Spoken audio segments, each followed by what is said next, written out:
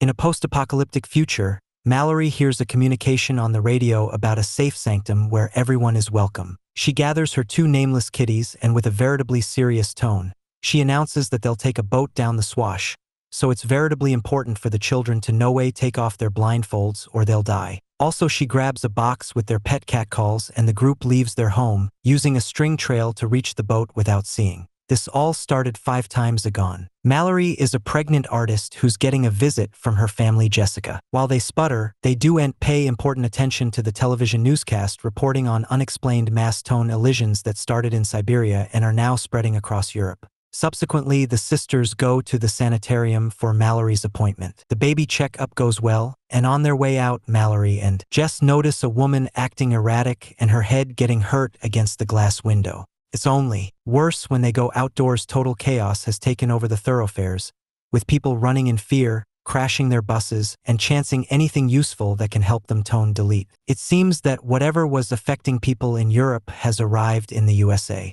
Spooked, the sisters rush to their auto and try to drive down, but suddenly Jessica's eyes turn a weird color and she begins driving frenetically, ignoring Mallory's pleas to decelerate down. The crazy speed causes the auto to flip and crash, but luckily both sisters survive. Mallory precisely crawls out only to see her family step in the middle of a road, where she is killed by a passing truck. Upset and scarifying, Mallory begins running with the crowd, which is getting further chaotic and spooked by the alternate as buses start to explode around them. When Mallory is pushed down by the crowd, a woman comes out of a house to help her while ignoring her hubby Douglas' expostulations. But before she can reach Mallory, the woman suddenly goes into a reverie. As she talks to an unnoticeable person, the woman gets inside a burning auto that soon explodes. Also, a man named Tom helps Mallory up and brings her to the house, where Douglas refuses to open the door. Still, the house proprietor Greg decides to help and lets them in together with other survivors.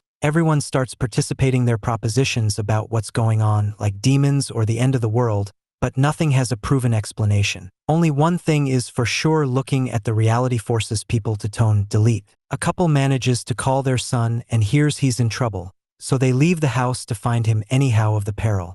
The television newscast also shows that the miracle is spreading through the whole world, but soon all signals go out, so there's no further programming or phone calls. Also, the remaining survivors decide to cover all the windows to help anyone from looking outdoors. In present day, Mallory and the kitties have been on the Swash for 6 hours. She no way stops making attempts to communicate people over the radio and keeps everyone covered with a mask. She also regularly checks on the catcalls in the box. When the catcalls start getting nervous, Mallory can hear the reality brooding her name and tries her stylish to ignore it. Back in the history, the group suddenly hears a knock. It's a survivor called Olympia, who begs for help because she's pregnant. Douglas is against letting further people in, but Mallory calls him inhuman and they decide to let her in. Mallory grabs a rifle just in case, and everyone closes their eyes until they're sure Olympia is inoffensive. Subsequently, Greg levies to probe the situation by watching the outdoors through his security cameras. The others tie him up to the president in front of the observers, also leave him alone. Greg concentrates to avoid looking down, and after a many twinkles of nothing, his expression changes. The group hears a weird sound coming from the room and rushes outside to discover Greg fell and smashed his head, incontinently dying. The others incontinently destroy the screen. Latterly that night, Mallory can't sleep and walks around the house, hearing another weird sound. However, it turns out to be Lucy and Felix getting busy together. In the present, Mallory and the children have been on the Swash for 14 hours when she suddenly hears a man's voice tell her to take the blindfold off because it's safe and indeed promising food. Mallory tells the kitties not to do it and takes out her gun to fire blindly, but all her shots miss and the man jumps on the boat to attack them while the catcalls start making lots of noise. The man tries to take her blindfold off, averring the reality is beautiful, but Mallory fights him off, and after lots of struggle, she manages to kill him with a machete. Back in the history, the group is starting to run out of food, and it's clear by now that help won't be coming. Mallory, Tom, Douglas, Lucy, and Charlie levy to go to the supermarket, hoping there's safety in figures. They paint and cover the windows to avoid indeed glancing outdoors, and also use the GPS to guide them through the thoroughfares, where they keep hitting against abandoned buses and dozens of dead bodies. As they drive around every handicap, the GPS detects commodity girding the auto. They can see a shadow shaking the auto with a whooshing sound, so they begin driving briskly in fear. The noises and the shaking get worse by the alternate, but ultimately the GPS announces they've made it to the supermarket, so they rush outside and do take the blindfolds off until they've covered all the windows. The group splits and starts gathering all kinds of inventories like food but also effects for the babies. Mallory finds some catcalls and decides to take them as well. Douglas thinks they should stay then, but Mallory scolds him and points out it would be inhuman to abandon those in the house. Suddenly the group hears someone knocking on a door and Charlie recognizes a familiar voice. It's his colleague, who accidentally got stuck in the freezer and is soliciting to be let out. The group isn't sure if trusting him and opens the door just a little bit to check, causing the catcalls to go crazy and confirm the man is actually the reality trying to trick them. The man begins yelling the reality should be seen and pushes the door, so Charlie tackles him to shoot him back into the fridge, allowing the others to lock it again. Also, blood begins coming out from under the door, attesting Charlie is dead. The group leaves while still hearing the Joe's voice soliciting for freedom. That night in the house, the group hears what sounds like an auto being driven down, so they rush into the garage, only to discover that Lucy and Felix have gone down with their only vehicle. In the present, Mallory eventually takes a break after 24 hours off non-stop rowing. Still, she's too upset about the kitties and soon starts rowing again, but the boat accidentally bumps against a sunken truck. The boy falls out of the boat and Mallory catches him right before he drowns, only to lose their mask and food in the process. Mallory tries her stylish to advise him up with a jacket and decides to stop the boat by a reinforcement, where she tells the kitties not to move, while she goes looking for inventories. Also, Mallory connects some string to the boat and explores the forest land until she finds a structure, where she starts gathering food and a new mask. Her string can't go on for that long, so she ties it up to the cabinetwork while she continues to probe. Suddenly, she hears a noise and sees the string shaking before a shadow moves outdoors, so she incontinently rushes out of the structure, running through the timber as the reality begins brooding her name. Mallory blindingly shoots her gun just in case, which is heard by the little girl and makes her get off the boat to help. Fortunately, Mallory moves presto and reaches the child before the reality does, so she drags her back into the boat and yells at her for defying her, reminding both kitties to leave Mallory before and save themselves if effects get too dangerous.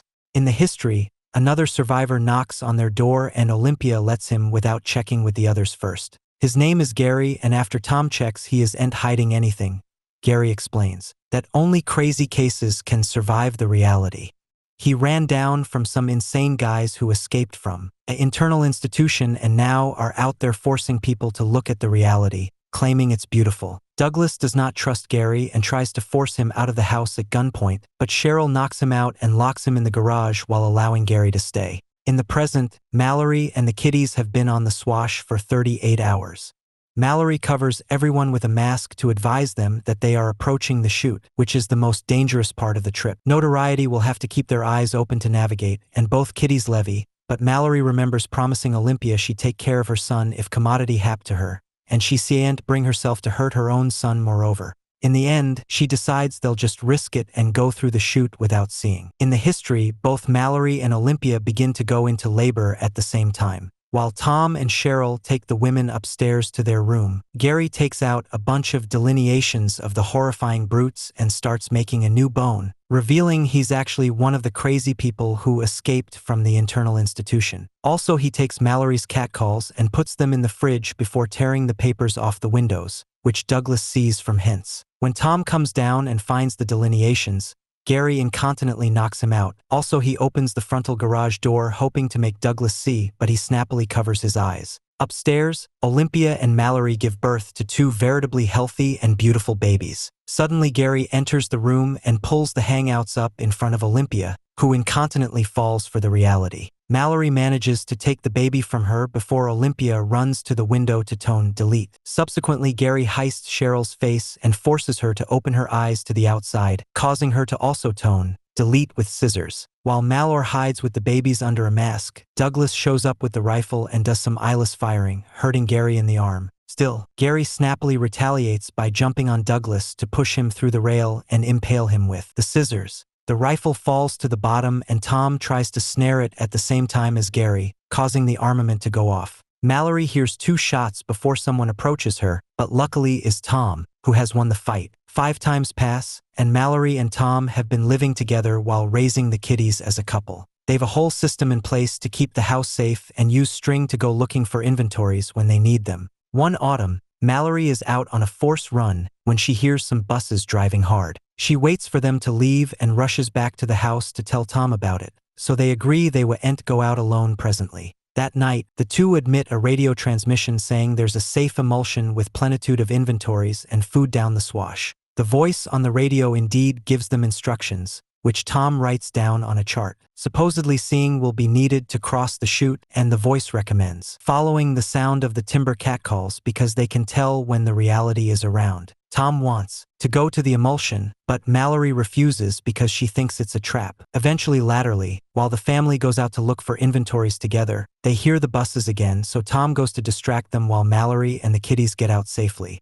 The motorists are a group of insane people who ask Tom to look at the reality, and when they notice Mallory and the kitties, Tom opens fire on them. He manages to kill many of them, but they shoot back at him, so if Tom wants to save his family, he has no choice but to take off the blindfold to shoot with a better end. After killing them in seconds, Tom sees the reality and tone deletes. Mallory has a breakdown over her loss and decides it's time to leave for the sanctum after all. Now it's been 42 hours on the swash and the group is approaching the chute enough snappily. When they reach the bumpy waters, Mallory tries her stylish to get through, but the boat flips over and everyone falls out. Mallory calls out to the kitties and finds the boy in the water, but the girl has made it to the land. Thankfully, Mallory finds her snappily because the girl has a bell that she keeps ringing. Also, the triad walks through the forestland, where they hear the reality brooding to them using Tom's voice. Mallory tries to run down from it, only to fall down a small hill. The voice goes after the kitties and the boy nearly takes off his blindfold, but Mallory snappily finds him and stops him. She can't find the girl, however, so she starts apologizing for yelling at her, and the sound of her voice allows the girl to go back to her. Also, the family follows the sounds of the catcalls, but they've to start running when the reality suddenly surrounds them. They fall a couple of times, but ultimately they make it to the emulsion and the door is opened before the reality can reach them. Inside the emulsion, Mallory's eyes are checked and soon everyone is cleared to stay. They meet the voice from the radio and Mallory discovers that the emulsion is an academy for the eyeless filled with survivors but also catcalls who work as an alarm. Now they can eventually begin living duly, Mallory decides. To name the kitties, the girl is called Olympia after her mama, and the boy is named after Tom. Also, Mallory opens her box and frees the catcalls to be with the others in the sanctuary. Thanks for watching and don't forget to subscribe.